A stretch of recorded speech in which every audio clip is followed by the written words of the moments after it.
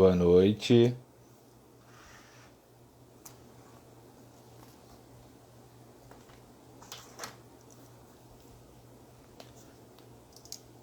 Boa noite.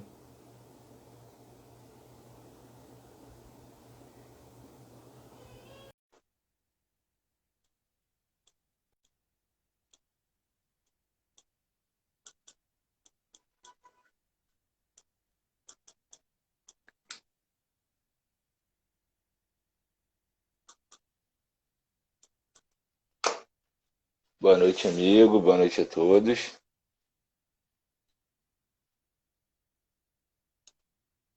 Boa noite, Renan. Tá me escutando? Tudo bem? Estou ouvindo de você. Tá, tudo perfeito. Boa noite a todos que estão chegando agora. Sejam todos bem-vindos à nossa live de hoje. Esperar um minutinho, Luiz, para a gente começar. Sim. Aham.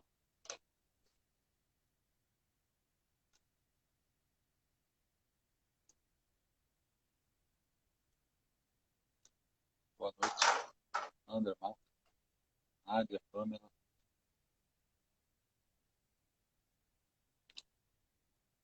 Boa noite, Márcia. Boa noite, Cristina.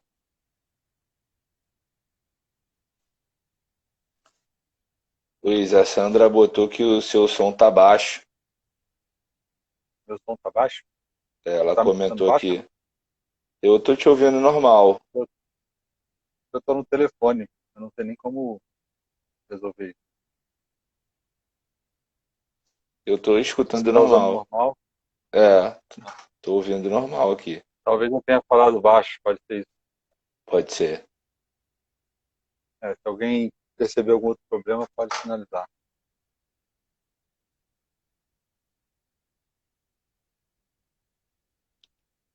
É, tá todo mundo. A Cristiane também tá falando. É, Meu som tá baixo. vê se você consegue deixar Deixa o eu ver, microfone mais próximo da boca. deixa eu ver se o.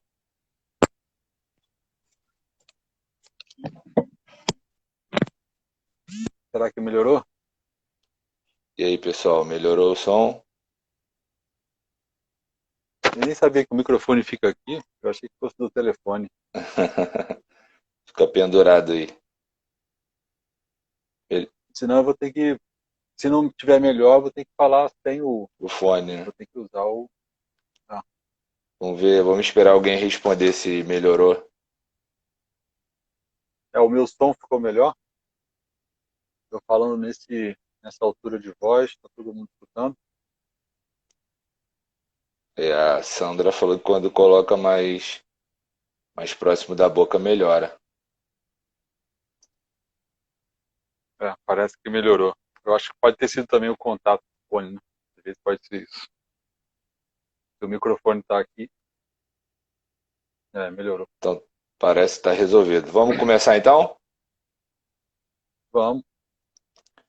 Então, amigos, mais uma vez boa noite. Sejam todos bem-vindos aqui à nossa prosa de revista espírita de hoje. Hoje a gente vai falar de um artigo que foi publicado na revista de dezembro de 1868. O título do artigo é O Espiritismo é uma religião? E é sobre isso que a gente vai falar aqui hoje. Passo agora a palavra ao nosso companheiro Luiz Henrique para ele fazer a apresentação inicial dele. Então, boa noite a todos. A gente está, então, nos encontrando mais uma vez na prosa de Revista Espírita. E, e a nossa conversa hoje também possa ser esclarecedora, possa ser edificante. Esse artigo, como a gente vai conversar, ele é cheio de reflexões muito interessantes, né, que o Kardec trouxe sobre esse assunto. E eu acho que nós, como os espíritas, precisamos também compartilhar dessas informações que o Kardec deixou registrado na Revista Espírita. Então, que seja essa uma hora proveitosa para nós. Será, com certeza. Então já vou começar aqui, Luiz, falando um pouco do artigo. E se eu esqueci de alguma coisa aí, peço que você faça a sua exposição para ajudar a ser o mais completo possível, né? Para quem não tenha conseguido ler o artigo. Esse artigo eu achei ele bem longo, né? O Kardec escreveu bastante. Na verdade, ele aproveitou um discurso anterior, né, dele e aproveitou, publicou na revista, né? Que ele já tinha falado sobre isso anteriormente. Tinha, Foi até uma coincidência, né? é, Ser o Dia dos Finados. foi uma coincidência, né? Não Bem, foi proposital. Não foi proposital. e no artigo ele começa falando sobre o pensamento, né? A ação do pensamento, vai discorrendo sobre todas as implicações, né, do pensamento. Logo depois, ele passa por um questionamento sobre os templos, né, a estrutura física, a existência dos templos, né, que também era uma questão questionada à época, né, por algumas pessoas, o porquê de existirem templos e não serem destinados esses recursos para a construção de outros edifícios, né? E aí ele discorre sobre isso. E aí depois ele passa a questão do que é uma assembleia religiosa, né, em si, o que significa a palavra religião, né, o termo religião, né? E por fim ele entra na conclusão dele, né, que é sobre o espiritismo ser ou não uma religião, né? Em termos breves, para a gente não perder muito tempo no resumo do artigo, a estrutura do artigo basicamente é essa, e as informações mais importantes é o que a gente vai debater aqui, né, ao longo da nossa live.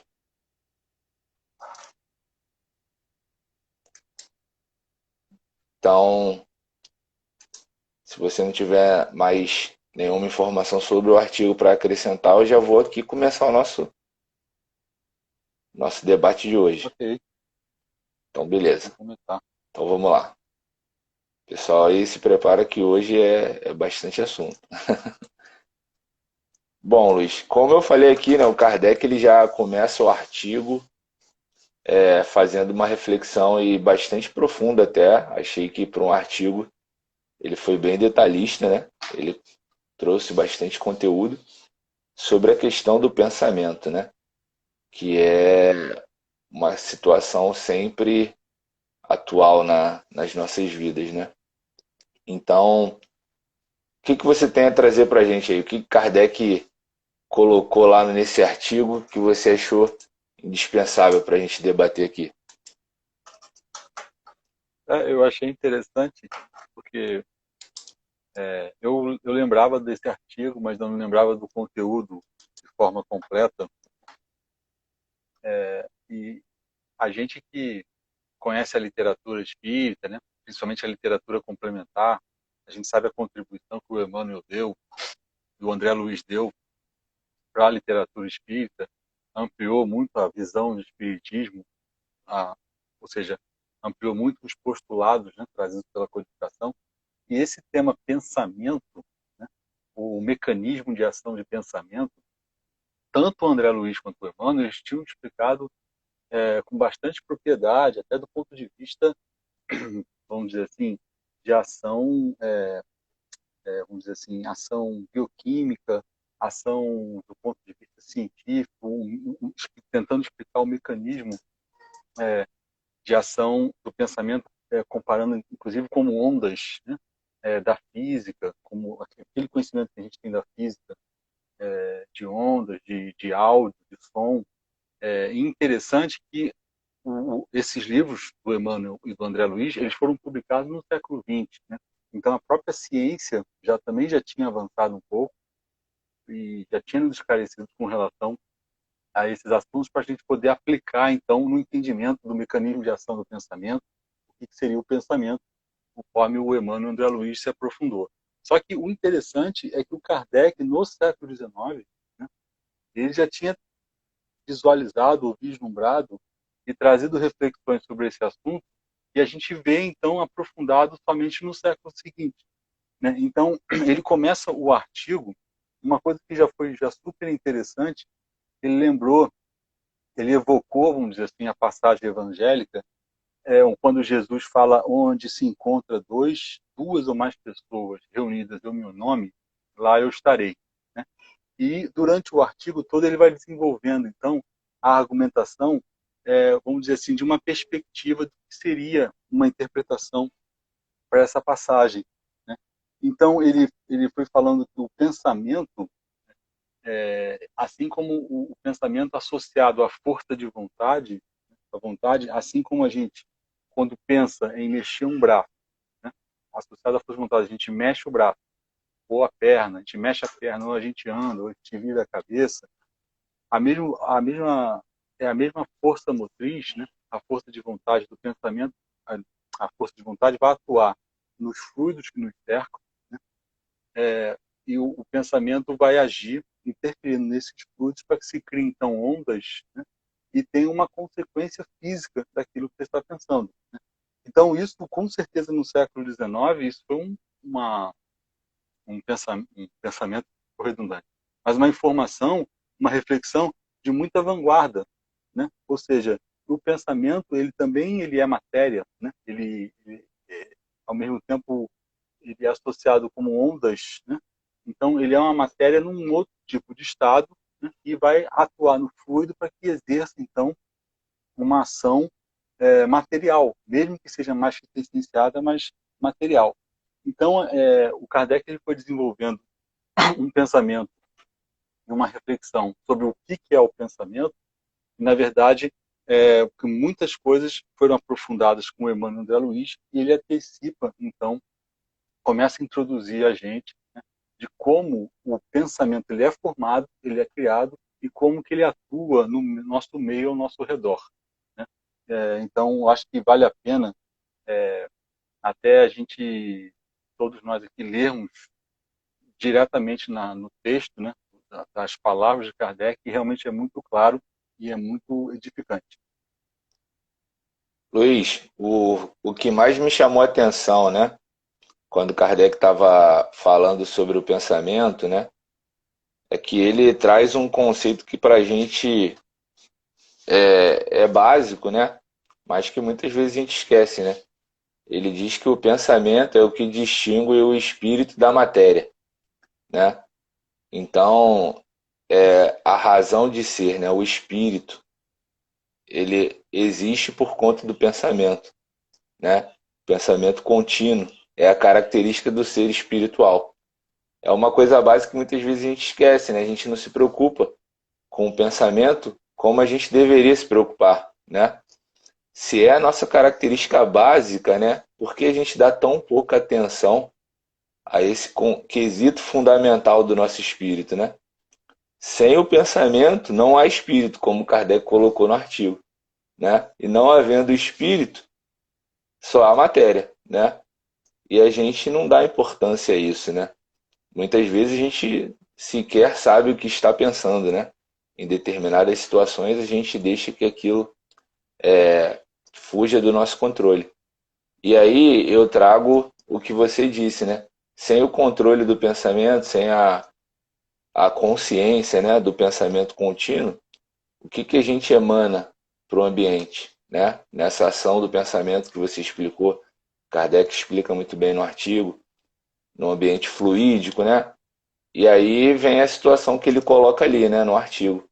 Porque em determinados ambientes a gente se sente tão bem, né? Em outros ambientes a gente se sente muito mal, né? Justamente por conta dessa ação do pensamento nos fluidos que estão no ambiente, né? E isso se propaga de uma maneira que nos atinge, né? Mas não atinge somente a gente, né? Atinge também os desencarnados, porque eles também estão imersos nesse ambiente fluídico, né? E também recebem essa ação do pensamento. Então eu achei interessante, a minha reflexão quando eu li o artigo foi realmente uma coisa tão básica muitas vezes e a gente se esquece de dar atenção a um ponto que é essencial, né? Quantas vezes a gente vive a vida, né? A gente passa pelas situações e não dá atenção ao que a gente pensa, né? A gente verbaliza muita coisa sem pensar, a gente age muitas vezes sem pensar, ou seja, a razão de ser da nossa existência enquanto espírito é negligenciada por nós, né? E isso me chamou a atenção, porque eu fiquei intrigado, né? O quanto a gente não discute isso até nas casas espíritas, né? A gente fala bastante de conceitos fundamentais, mas não discute a gente mesmo, sabe? No meu pensamento, na minha reflexão, eu falei, pô, mas por que a gente não dá atenção a isso, né? A gente fala de vigilância, fala de oração, orai, vigiai, orai, mas a gente não discute a nossa reflexão interna, né? No ponto de a gente criar ferramentas, mecanismos para que a gente comece a controlar, tornar o pensamento consciente, né? O que eu refleti aqui foi que a maior parte do que eu penso é inconsciente, né? Passa longe da minha vontade. Muitas vezes eu não controlo, não tenho nem força para controlar aquilo, né? Quando eu torno por algum segundo consciente, eu vejo que às vezes ele tá caminhando por um caminho que eu falo, pô, mas por que eu estou pensando isso? Então a gente não debate argumentos, ferramentas, técnicas, mecanismos, né? A gente fala muito de meditação, mas dentro da casa espírita a gente muitas vezes não sabe o que é meditação, né? Muitas vezes a gente não tem uma visão de meditação espírita, digamos assim, né? Que meditação é uma técnica trazida de outras linhas aí de conduta, né?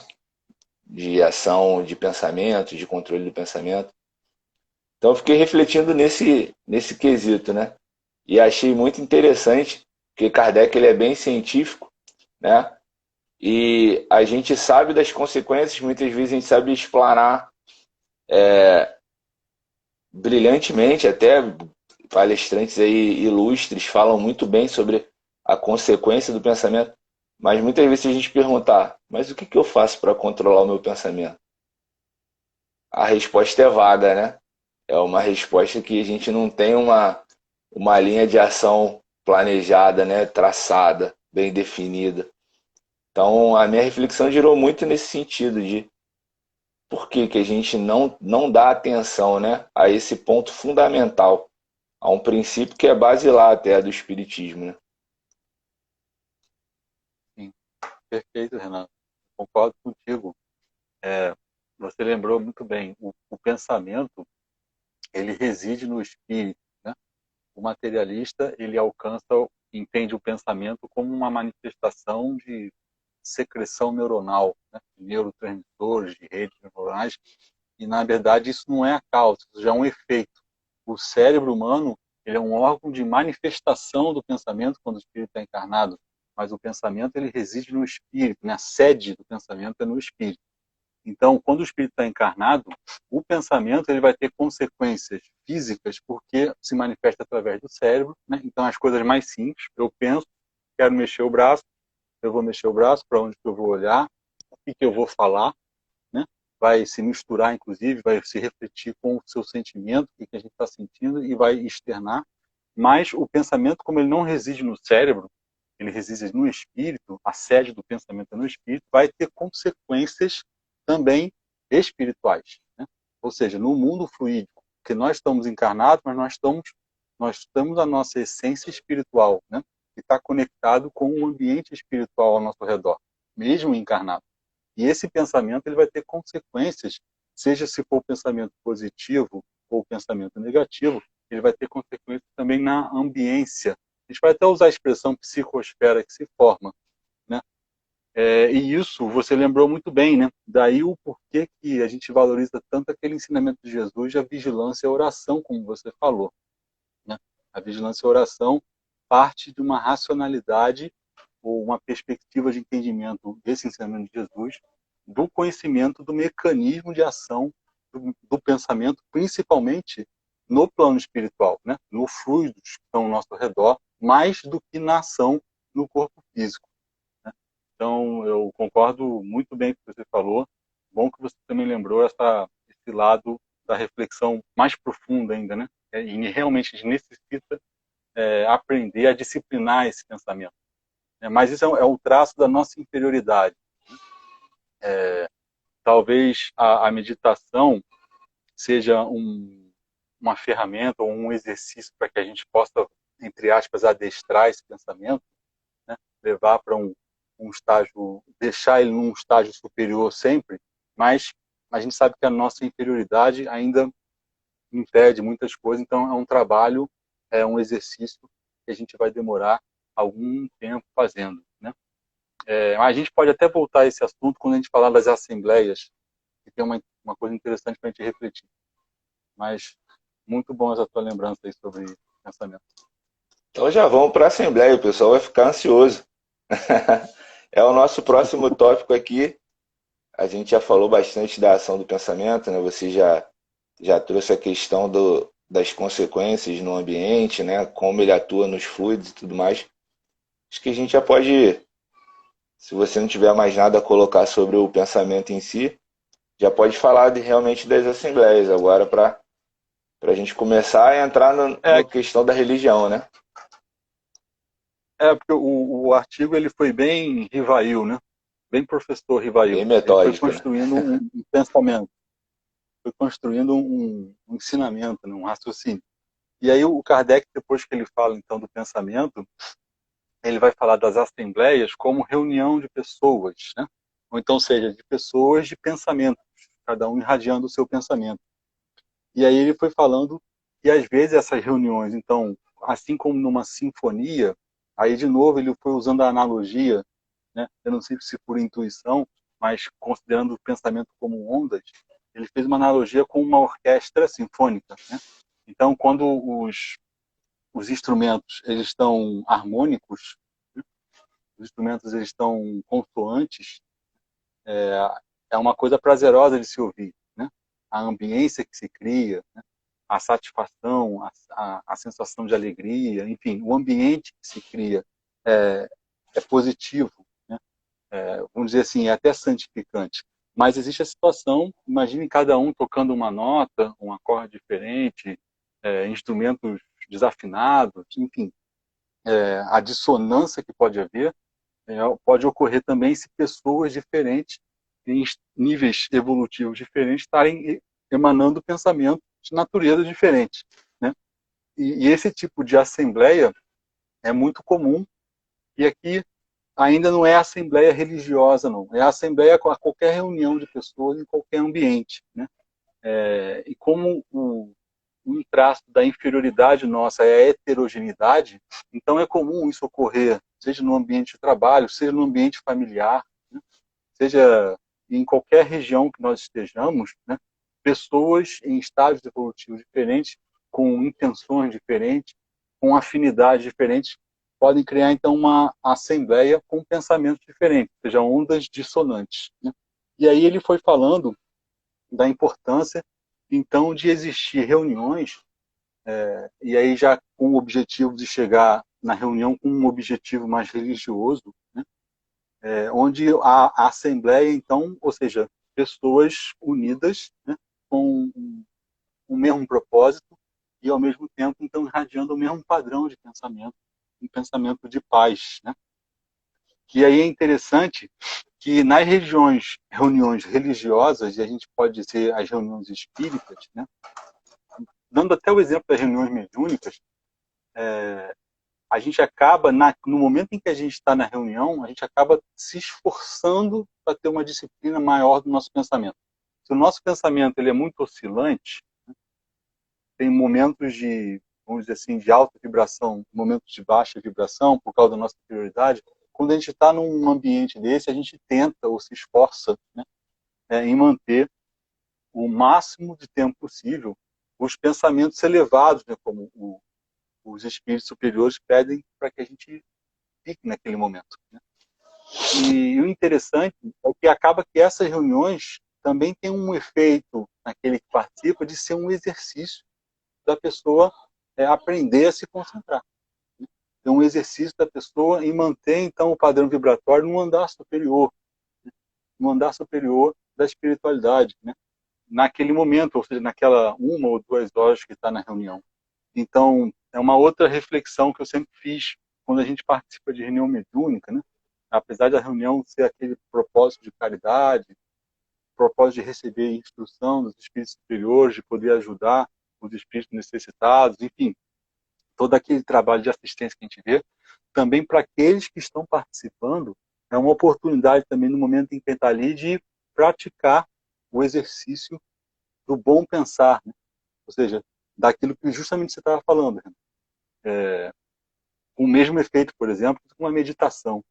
Eu lembro que no livro Memórias do Suicida, esse livro que a gente sabe que, junto, para mim, do Paulo Estevam, são os dois grandes livros da doutrina espírita, da literatura espírita, o hospital que recebia lá os irmãos que cometiam suicídio tinha um grupo de espíritos de origem hindu, eles ficavam num estado de concentração quase que contínuo para manter elevada a psicosfera daquela região, ou seja, o hospital que era coordenado por Maria de Nazaré.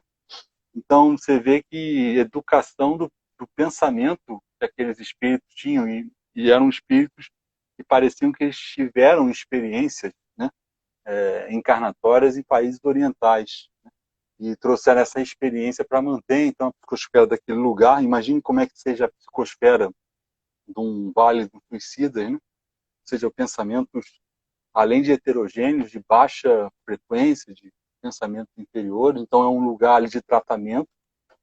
Então, uma coisa que a gente vai precisar discutir também é que um ambiente onde tem uma união de pensamentos mais puros, né, ou mais elevados, quando um irmão é trazido com um pensamento impuro, acaba sendo terapêutico para ele, né? E é como se ele entrasse numa região onde ele possa ser convidado a mudar ou neutralizar essas ondas negativas. Então era mais ou menos isso, esse efeito que esses espíritos de origem hindu, tinha até, usavam uma vestimenta hindu, em manter a concentração. Imagine só, se a gente, às vezes é um esforço muito grande a gente ficar concentrado numa reunião mediúnica, imagine esses irmãos que ficavam em concentração em estado contínuo, né, para manter a psicosfera daquele lugar, até a forma neutralizando, né, os pensamentos inferiores daqueles irmãos que tinham cometido aquele ato de caráter terapêutico, né? Então é um assunto que realmente merece reflexões profundas nossas, né? Então, é a oportunidade. Então, a reunião acaba sendo uma oportunidade também para aquele que está participando de exercitar esse pensamento e, ao sair da reunião, né, possa tentar, então, cada vez mais oscilar menos, né? Oscilar menos essa capacidade vibratória do pensamento. Luiz, antes de falar sobre a Assembleia, eu vou ler aqui os comentários que os nossos companheiros colocaram aqui. A Cristina fala que Leon Denis também escreveu sobre o pensamento. A Pamela diz que a consciência do pensamento deve ser constante para evitarmos o mau pensamento e, com isso, nos levar a influências negativas. Aí ela coloca como saber diferenciar nossos pensamentos de ideias externas. Isso realmente é bem complicado, né? Lá no Livro dos Espíritos a gente percebe que é bem difícil, né? A nossa companheira Costa Pereira Vera fala que no livro Nosso Lar, a palestra da ministra veneranda fala sobre a força do pensamento e, por enquanto, só temos essas participações. Legal. Falando agora sobre a Assembleia, né? Eu acho que eu vou acabar entrando até um pouco no que a Pamela comentou, né? Como evitar, né? Diferenciar os pensamentos, os nossos pensamentos, dos pensamentos externos, né? Kardec aqui, né, nessa parte do artigo que ele vai falando sobre a Assembleia, e até aproveitando também a chamada da passagem de Jesus que você já citou, ele questiona primeiramente o que é estar reunido com Cristo, né? Porque a gente fala muito, né? Onde dois ou mais estiverem reunidos em meu nome, eu ali estarei, né? E o que é estar reunido em nome do Cristo? E Kardec, ele é brilhante no texto dele, né? Quando ele afirma que é hipocrisia qualquer pessoa que não siga a doutrina do Cristo na essência, né, ou não se esforce ao máximo para seguir a doutrina do Cristo, se diga reunida com Cristo, né? Porque o Cristo, ele o tempo todo, ele deixou um legado, né? O seu esforço, a sua vida foi uma construção de um código de conduta moral, né? De um método de procedimento para ser adotado. E como a gente ousa se reunir com ele, dizer que se reúne com ele, né? Contrariando todo o código que ele ensinou, né? E aí Kardec, nessa reflexão, aborda muitas questões das religiões mais tradicionais, né? Com aquelas práticas exteriores, onde as pessoas se julgam cumpridoras da lei por estarem satisfazendo as exigências que a religião impõe, né? E aí ele aborda isso de uma maneira espetacular quando ele finaliza dizendo que para estar reunido verdadeiramente com Cristo, a gente tem que estar no esforço essencial, né? De seguir a doutrina do Cristo, né? E aí eu passo para a parte que eu acho que eu vou acabar entrando um pouco no que a Pamela comentou, né? Eu até deixei aqui destacado no texto que o Kardec, quando ele fala do pensamento coletivo da Assembleia, né? Ele diz que quando esse pensamento, como esse pensamento adquire força pelo número, né? Um conjunto de pensamentos idênticos, tendo por objetivo o bem, né? Ele fala que terá força para neutralizar a ação dos maus espíritos, né? E aí vem um ponto fundamental. Qual é a tática que Kardec menciona aqui dos maus espíritos para destruir as assembleias, né? Focadas no bem? É o isolamento, né?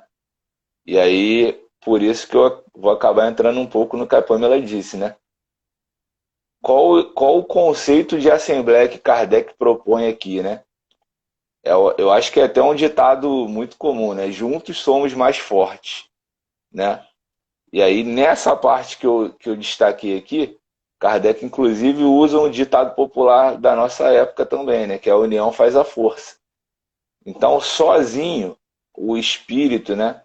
Nós, espíritos imperfeitos, quando caminhamos sós, né? Pelas nossas próprias ideias, nós temos grande chance de sucumbir, né? De não termos a firmeza e a força moral de seguir no caminho. Fazendo parte dessa assembleia, né, estando num grupo de pensamentos voltados para o objetivo do bem, a gente protege uns aos outros, né? Num dia um está mal, aí o restante do grupo sustenta aquele, no outro dia o restante do grupo está mal e talvez seja aquele que sustente o restante do grupo. E aí esse é o momento que a gente espírita tem que parar e refletir, né? Quando a gente começa com esse pensamento de querer se isolar, eu aproveito o comentário da nossa irmã Pamela. Será que esse pensamento é nosso? Ou ele vai de encontro ao que a gente colocou como objetivo de vida, né? Por que eu destaquei essa parte do artigo de Kardec? Hoje, né, ainda a gente vê muita discussão e debate em casa espírita, né, que não tem por objetivo o bem, né? Então, a gente tem a Assembleia Constituída, muitas vezes de pessoas que se propõem a executar a tarefa, e a gente fica debatendo coisas, né? Personalismos, exaltação do nosso orgulho, e muitas vezes a gente acaba entrando em discórdia, em discussão, e aí surge essa ideia do isolamento, né? É quase que consenso que as pessoas querem se afastar, né? Querem sair do trabalho. E aí aqui ficou grifado, né, pelo texto do Kardec, que isso é a tática que os maus espíritos usam para destruir as assembleias, né? E aqui a gente ainda nem entrou na assembleia religiosa em si, eu que já estou aproveitando um pouco, né, para falar disso. Mas qual o caminho para resistir? É justamente fazendo parte da assembleia, né? E aí eu reforço a união faz a força, né? Então é importante que a gente tenha na cabeça que não é só para a casa espírita, né? É para a nossa proteção individual também, né? Esse coletivo do pensamento nos ajuda individualmente, né? Eu me torno mais forte fazendo parte de uma assembleia, fazendo parte desse grupo, né? E aí eu vou ter condições até mais facilmente de distinguir, como a Pamela colocou, como fazer isso. Estando num grupo, com a ajuda do grupo, eu vou ter mais condição disso, né? De saber qual o meu pensamento, qual o meu propósito, qual o propósito do grupo, e essas ideias dissonantes que surgem saltarão aos olhos, né? Então, nessa questão de assembleia, eu ressalto a força coletiva do pensamento focado no bem. A união faz a força. Isso foi o que, para mim, traduziu o que Kardec quis dizer quando ele falava de assembleia, né? Igualmente, né, coloco aqui para o debate também, se o bem se organiza, o mal também se organiza, né? Não existe só assembleia com foco no bem. Então, a gente se isolando, saindo, deixando que essa vontade de se desgarrar do grupo prevaleça, a gente está se expondo à Assembleia que luta por isso, né? Então, igualmente, a gente tem que buscar a força de permanecer ali no grupo para que a gente tenha a proteção do grupo, né? Por, por pior que pareça, né? Eu estou aqui querendo entrar num campo delicado, né? Que são os personalismos existentes ainda no movimento espírita, mas por pior que pareça, é no meio do grupo que a gente está mais protegido, né? Muitas vezes a gente não tem tanta afinidade, mas a gente não está em lugar nenhum por acaso, né? A gente, sim, na obra de Deus não tem nada de errado. Então, se você está ali, né? Se você faz parte desse grupo, lembra aqui do objetivo, né? Qual o objetivo da casa espírita, do espiritismo? É o bem, né? Caridade. Então, a força que a gente tem que colocar na união faz a força, esquecendo o restante, né? Luiz, Antes só de a gente passar para o próximo, só para te complementar, então a assembleia que o Kardec estava tentando defender na argumentação era uma assembleia que, inclusive, não é somente dos nós aqui encarnados, né? Era uma assembleia onde também a combinação ou afinidade de pensamento também com os irmãos desencarnados, né? E essa assembleia, então, de encarnados com desencarnados, pode também ter de diferente natureza, né? Tanto positivas como negativas. Então, a questão da afinidade que vai ser criada com a exteriorização dos pensamentos daqueles que compõem aquele grupo é que vai formar o ambiente propício ou para o bem ou para o mal, né? E interessante que o Kardec ele também ele evoca uma passagem evangélica, que é uma imagem que eu acho muito bonita, que são daquelas línguas de fogo que descem do alto, né? Lembrando aquela passagem do Pentecoste, aqui no Atos dos Apóstolos, que é a influência do então chamado Espírito Santo, né? Ou seja, os espíritos superiores também vendo naquela assembleia de encarnados irmãos com o mesmo propósito que eles, ou seja, os irmãos, os espíritos superiores que vieram divulgar o evangelho, ou seja, serem soldados de Jesus, né?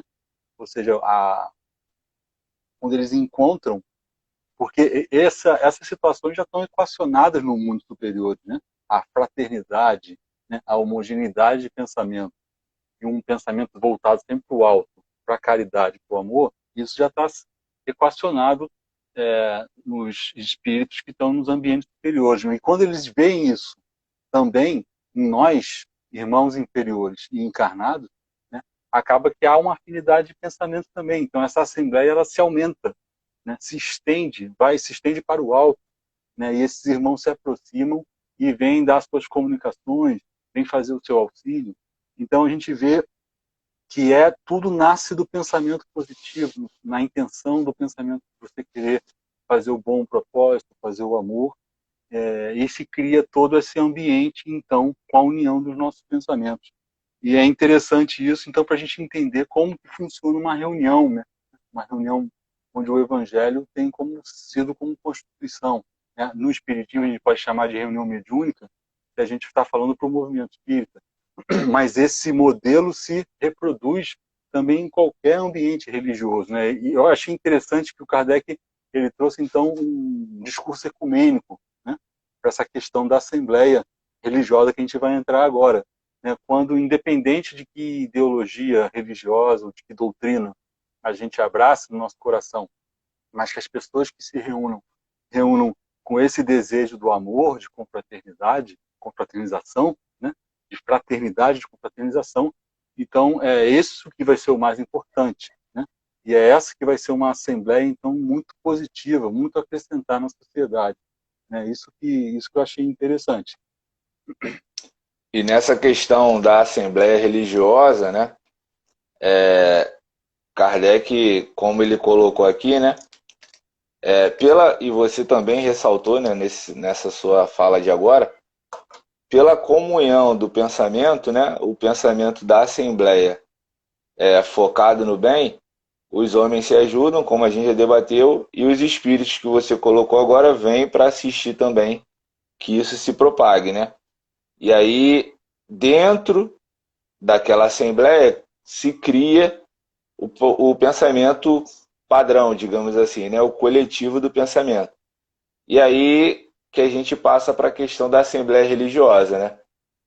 Nossos irmãos de cristianismo, a gente conhece melhor, né? As demais religiões eu não vou comentar porque eu não tenho conhecimento sobre elas a esse nível, mas as nossas origens lá da Igreja Católica, né?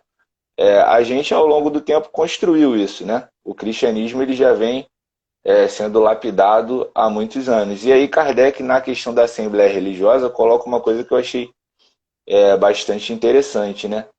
Inclusive a gente já comentou na live passada, né? Essas ideias que a gente debate tanto, né, de erros e equívocos que foram cometidos pelas assembleias religiosas ao longo da história, né? Elas no fundo não têm tanta importância, né? Porque com o progresso, o homem é capaz de observar os próprios equívocos, né? E elas são naturalmente reparadas, né? Elas são naturalmente corrigidas, né? O grande problema desses equívocos está naqueles companheiros que não fazem parte da Assembleia, né? Por quê? Aí, na reflexão de Kardec, e isso foi até um ponto que vai chegar lá na frente quando a gente for falar se o Espiritismo é de fato uma religião, né?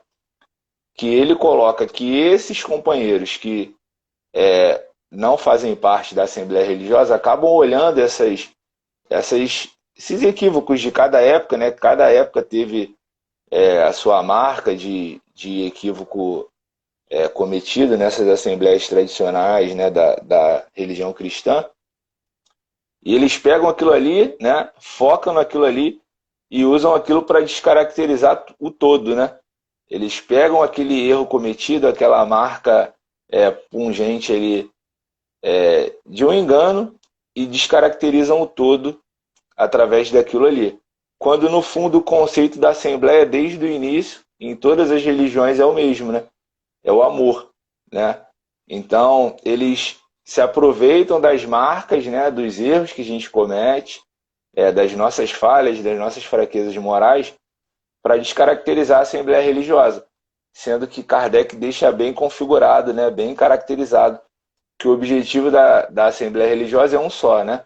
E aí ele aborda a religião no sentido amplo, né? Saindo daquele pensamento tradicional, né, que o sacerdote, o culto, o pragmatismo, o dogmatismo, enfim.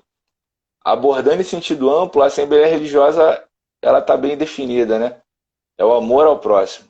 E aí ele até resume nisso, amor ao próximo, e faz uma dissertação sobre o que é amar ao próximo, né? E isso é comum a todas as religiões, né? Inclusive as que eu citei aqui que eu não tenho conhecimento, mas eu sei que elas também pregam o amor ao próximo, né?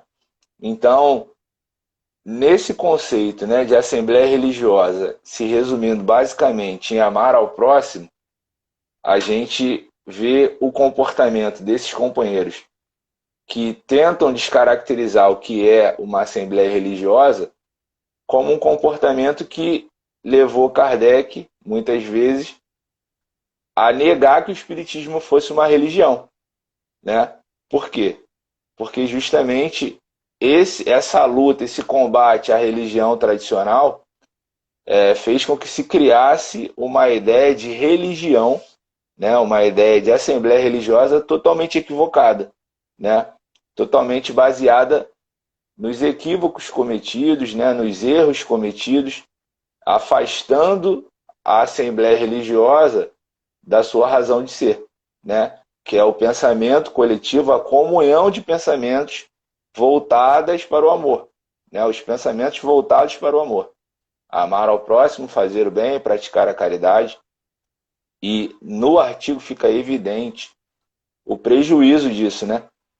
Kardec, sendo uma inteligência superior, ele preferiu até ter cautela ao denominar o espiritismo como uma religião por conta desse pensamento tão enraizado, né?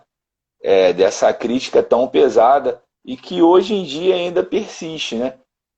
Eu particularmente também já fui bastante crítico das religiões mais tradicionais do cristianismo e hoje em dia eu tento deixar isso de lado, né? Porque eles têm trabalhos maravilhosos, excepcionais, que atingem os recantos do mundo, né?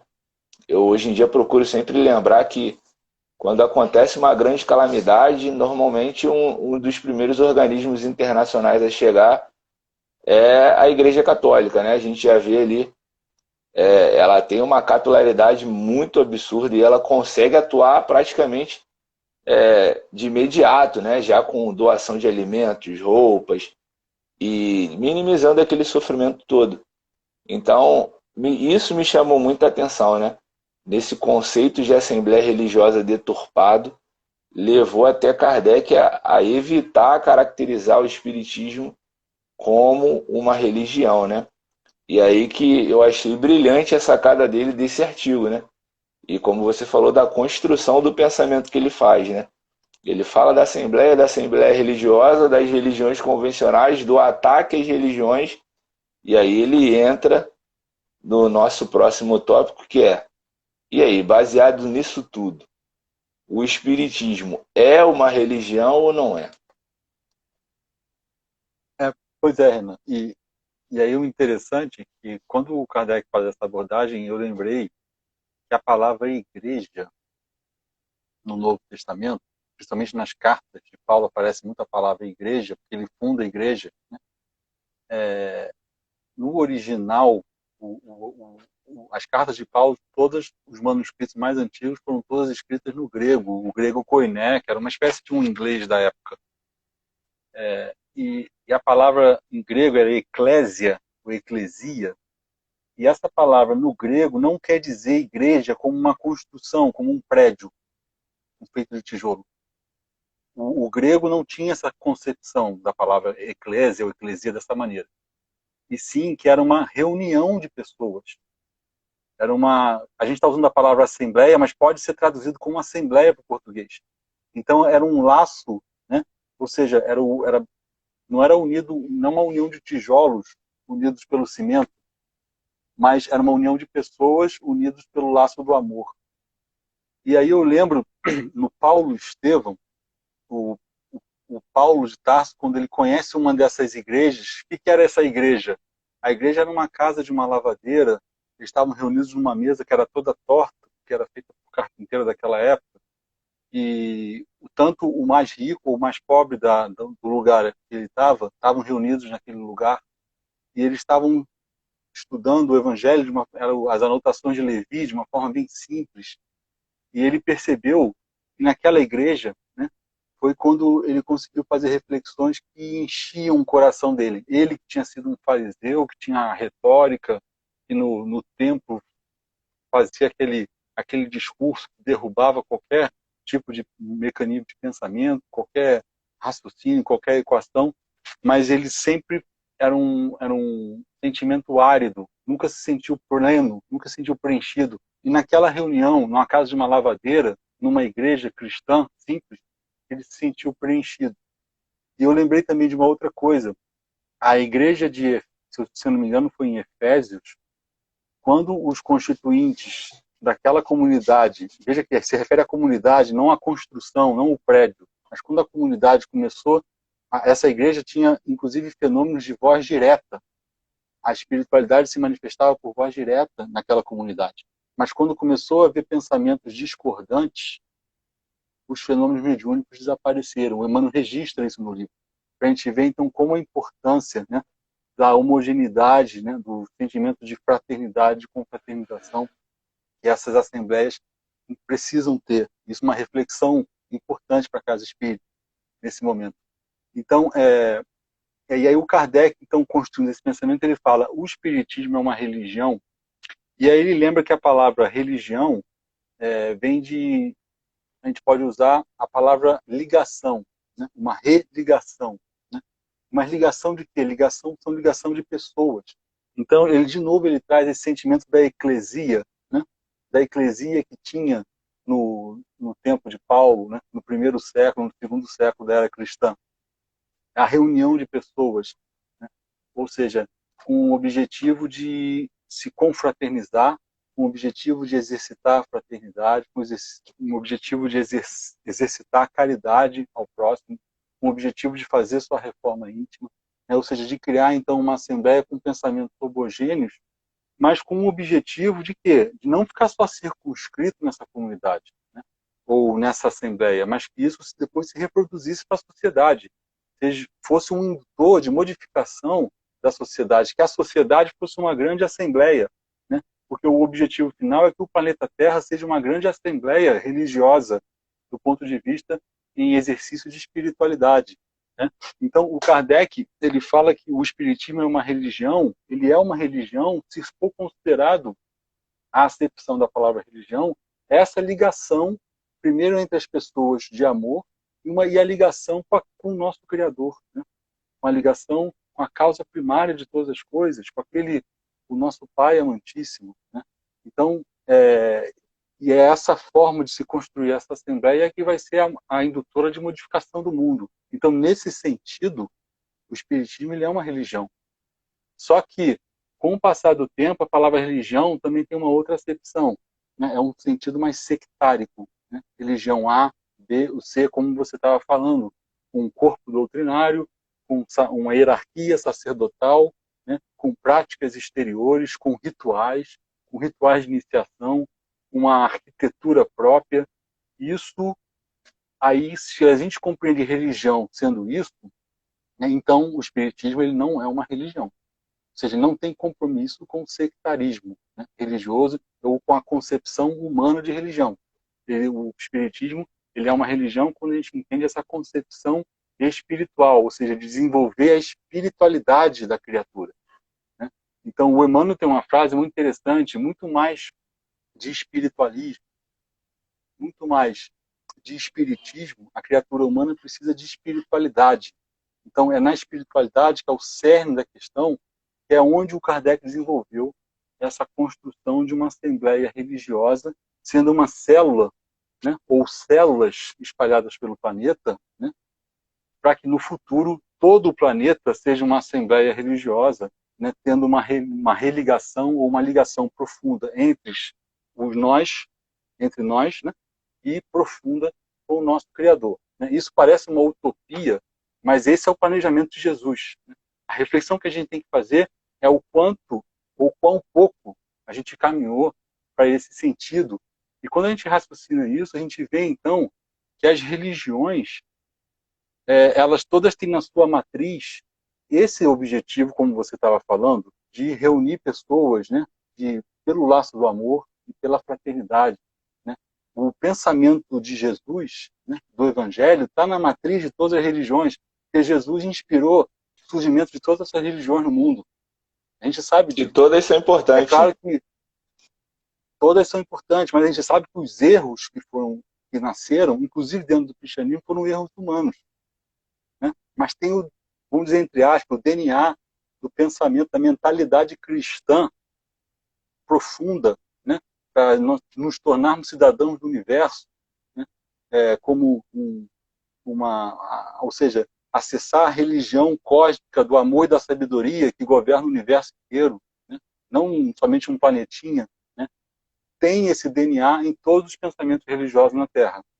Então, o que a gente tem que refletir, e até para nós, do movimento espírita, que não ocorra o que ocorreu com algumas das religiões, ou seja, os erros humanos, né?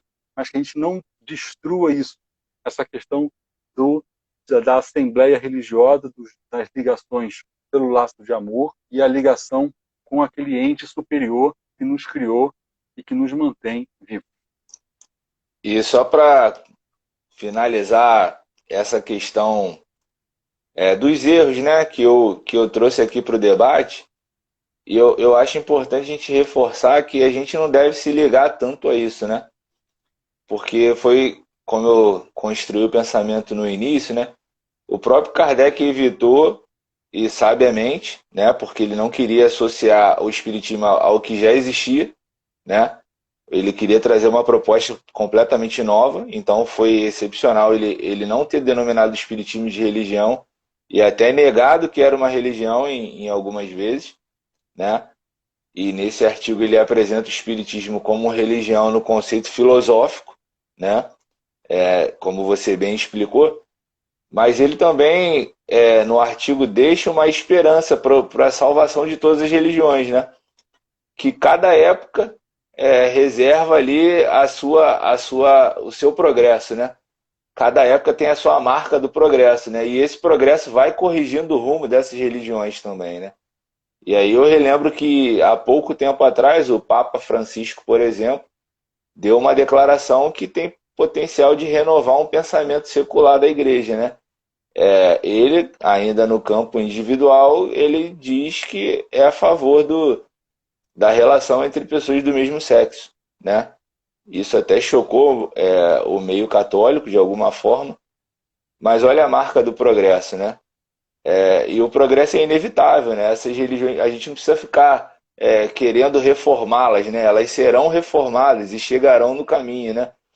E aí, como uma frase que eu gosto muito, o espiritismo se apresenta como o futuro, né?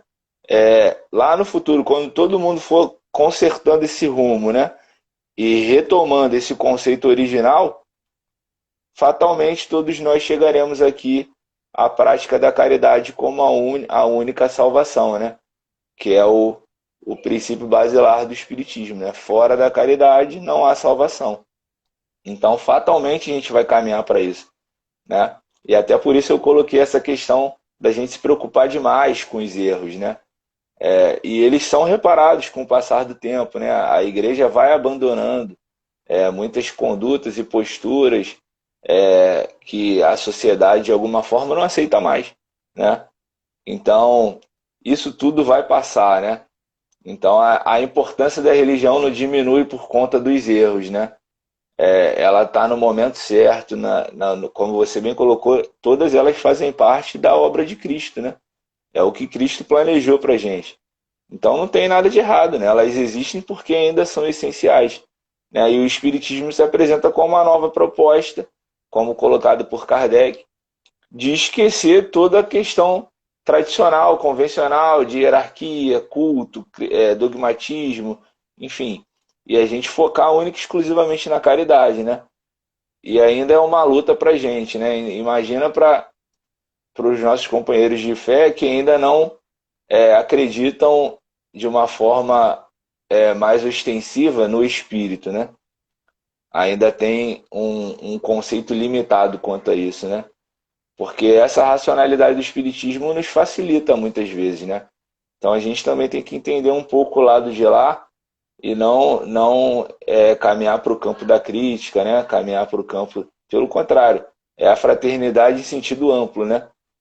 É a fraternidade de congregar todo mundo como Kardec coloca lá na introdução do Evangelho, por exemplo, né, que o Espiritismo ele tem o poder de pacificar todas as discussões, né?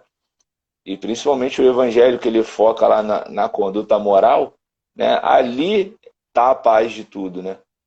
Então eu achei interessante quando Kardec traz essa reflexão do conceito de religião tradicional, convencional, do porquê que ele se negou a chamar o espiritismo de religião, como você bem colocou, né, por conta da acepção que a palavra ganhou ao longo do tempo, né, que religião já era associada de imediato ao sacerdote, ao culto, à prática exterior e tudo que a gente comentou aqui.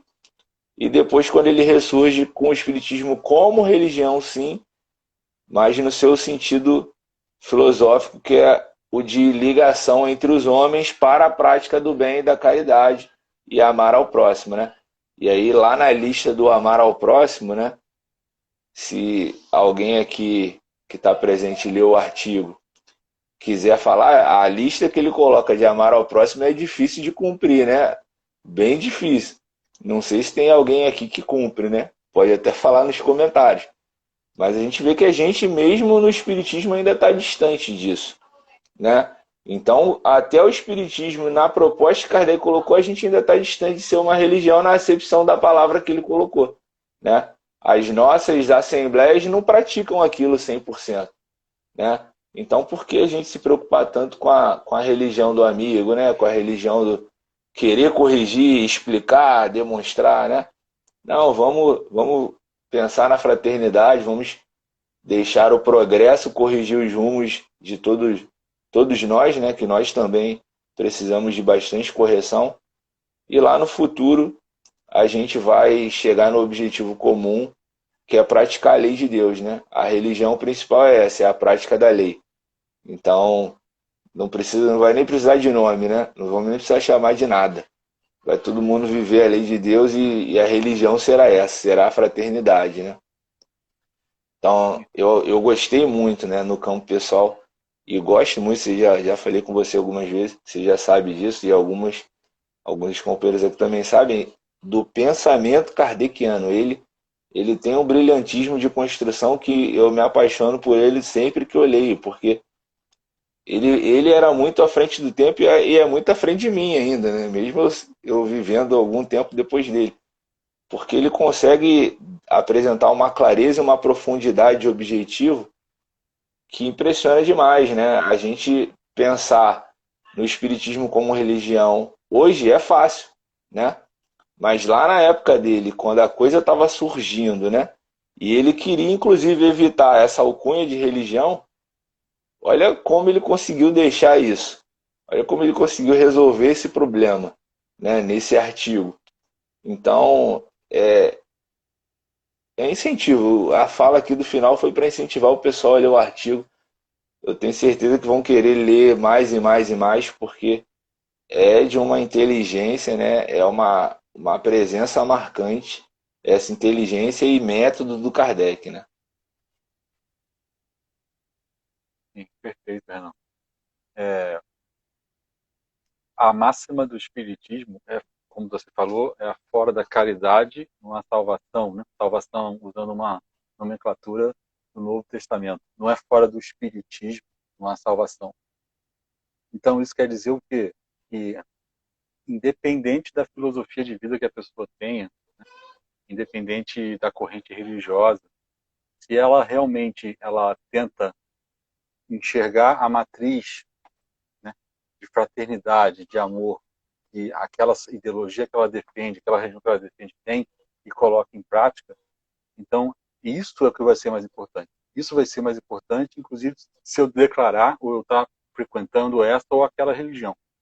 Então, como você falou, a religião é a caridade para todos nós, todos nós. O Chico Xavier uma vez falou que ninguém, quando você desencarnar e chegar ao plano espiritual, ninguém vai querer saber de qual religião você é. Ninguém vai querer saber se você foi espírita, por exemplo. Vão querer saber o quão de bem você fez enquanto estava encarnado. Então, essa é a mensagem universal que o Espiritismo traz. Não é para ser mais uma religião sectárica na Terra, mas é para ser um instrumento para que a gente alcance esse pensamento religioso, né, de amor e de sabedoria, e rege o universo inteiro. Então, é uma mensagem, uma proposta grandiosa para todos nós. Então, e outras pessoas podem chegar a esses mesmos, subir os mesmos degraus da escada evolutiva por um outro caminho, que não seja pelo espiritismo, né? Vamos pensar que o espiritismo nesse momento não alcança todo o planeta, e só tem quase 200 anos. Então não se evoluía antes? É isso? O espírito não provegia antes do espiritismo? Não. Então, porque não é o espiritismo, é a caridade, né? Alguém estava falando aí nos comentários, é a religião da caridade naquela acepção mais profunda, né? O ágape. A palavra caridade na carta de Paulo aos Coríntios, o Kardec traduziu, né? O amor, se eu não falasse as línguas dos anjos, se eu falasse as línguas dos anjos e não tivesse amor, né? O Kardec traduziu como caridade, mas no original, no grego, é a palavra ágape, que é o amor no sentido mais profundo. Tem? O grego usava palavras diferentes para o amor sexual era o eros, o amor de fraternidade era a filia, e o amor mais profundo usava a expressão ágape. E é o ágape que está nesse momento, nessa passagem da carta de Paulo, que o Kardec traduziu para o Evangelho segundo o Espiritismo como caridade. Então, essa é a religião universal. É a religião do ágape. É a religião desse amor mais profundo. É a religião da caridade. Isso qualquer um de nós podemos acessar e podemos desenvolver. É isso que vai progredir o nosso espírito, é isso que vai fazer com que o nosso pensamento alcance o andar superior e que a gente suba na senda evolutiva. Essa é a nossa destinação, de alcançar esse ágape, e não a religião A, a religião B. Então, o Espiritismo é uma mensagem não para se tornar uma religião, mas para que a gente acesse, né? Acesse essa, essa, essa cidadania do universo. Exatamente. E não é pra gente se achar melhor que ninguém, né? É um erro, né? A gente achar que a gente tem mais verdade que as outras, né? É um erro a gente pensar assim. Que a verdade não é saber, né? A verdade não é o conhecer. A verdade é o sentir. E o sentir tem gente que não conhece nada e sente muito mais que todos nós. Então, Kardec conseguiu deixar o pensamento dele sem colocar o espiritismo acima de ninguém, né? É até uma outra característica que demonstra a evolução dele, né? A humildade, né? Que ele constrói o texto dele sem desmerecer e diminuir a importância de ninguém. Então, que fique realmente pra gente, né? Esse legado, né? A gente não está acima nem melhor do que ninguém. Eu vou só ler aqui, Luiz, os comentários que a gente não leu ainda. A Pamela diz: nessa caminhada, precisamos sempre dos auxílios que nos são enviados. Ela também fala que a religião prende, enquanto que a religiosidade liberta. Aí a Nádia fala aqui que, nesse artigo, Kardec fala sobre a caridade. A caridade é a alma do espiritismo, razão porque se pode dizer que não é verdadeiro espírita sem caridade, sim. E não há, a Pamela fala também que não há evolução do ser sem prática de caridade. Aí o nosso companheiro L. São Tiago fala: o espiritismo não será a religião do futuro, e sim o futuro das religiões. Nossa companheira Jurema coloca: foi escolhido por Jesus para reconstruir o edifício desmoronado da fé. A Pamela coloca que cada um será reconhecido pelas suas práticas no bem, não pela religião que frequentava. Nossa companheira Costa Pereira Vera coloca: somos todos irmãos perante Deus, fazemos parte de uma família universal. Aí nossa companheira Jurema fala que mais um ótimo estudo, obrigada. Nossa companheira Vera: gratidão a esses jovens maravilhosos. Acho que vocês estão enxergando outras pessoas aqui na live, né? A gente não merece esses elogios aí, não. Mas é isso, né, Luiz? O nosso recado de hoje era esse, né? Era a discussão não só do espiritismo enquanto religião, mas de todo o pensamento que Kardec usou para chegar a essa conclusão, e da religião como um todo, né? Do contexto da nossa sociedade, desde da vinda do Cristo até hoje, né? Acho que a gente não falou de tudo, até pelo tempo, né? Mas a gente conseguiu abordar bastante coisa, né? Então, deixo aqui da minha parte o boa noite a todos. Obrigado aí por nos acompanharem em mais uma live. Até semana que vem. Estamos aqui já com o encontro marcado toda sexta. E passo a palavra para você também, me despedindo de você, meu amigo. Tá certo, Renan. Obrigado por mais uma vez estar conosco aqui, nosso amigo Renan. E agradecemos a presença de todos aí que estão dando força para que esse trabalho continue, essa chama continue acesa e a gente continue tendo as prosas de Revista Espírita. Até a próxima sexta-feira. Um abraço, Jorginho. Tchau, amigos. Boa noite a todos.